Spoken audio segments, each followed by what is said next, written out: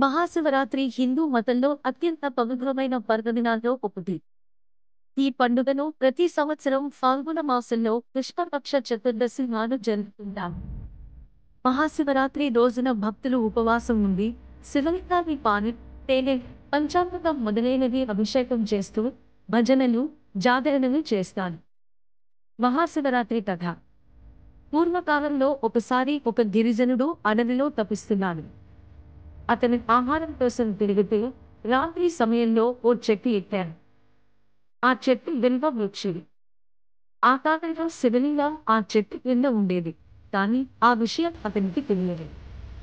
ఆ గిరిజనుడు ఆకలితో బాధపడి రాత్రి నిండా నిద్రపోలేక చెట్టుపై కూర్చుని ఆకు చేయితో పీకుతూ కిందకు వదిలాడు. అవి శివలింగంపై పడ్డాయి. అదే సమయంలో అతను ఆకలితో భగవంతుని పేరెత్తుతూ భక్తితో ఉన్నాడు. తెలియకపోయినా అతను శివుడు పూజ చేసినట్లయింది. ఈ పనిని శివుడు ఎంతో ప్రీతిగా స్వీకరించాడు. శివుడు ప్రత్యక్షమే అతనికి ఆశీర్వదించాడు.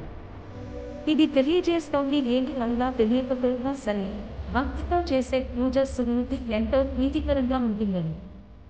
ఈ ఘటన జరిగిన రాత్రిని మహాశివరాత్రిగా పరిగణించి ఆ రోజున జాగరణ చేసి శివ పూజ చేస్తే శివుడు అనుగ్రహం పొందవచ్చని విశ్వాసం ఉంది. మరో కథ ప్రకారం శివుడు ఈ రోజున పార్వతీదేవిని పతిగా స్వీకరించారు.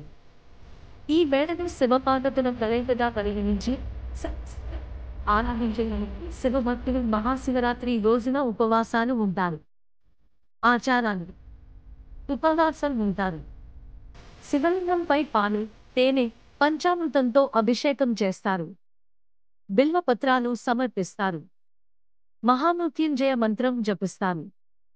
రాత్రి జాగరణ చేస్తూ శివపార్వతుల కథలు వింటారు. మహాశివరాత్రి కథలు మనకు భక్తి భావాన్ని, శివుని కృపను పొందడానికి మార్గం చూపిస్తాయి. ఓం నమః శివాయ. హర హర మహాదేవ్. శంభో శంకర. Thanks for watching. Please like, share and subscribe our YouTube channel.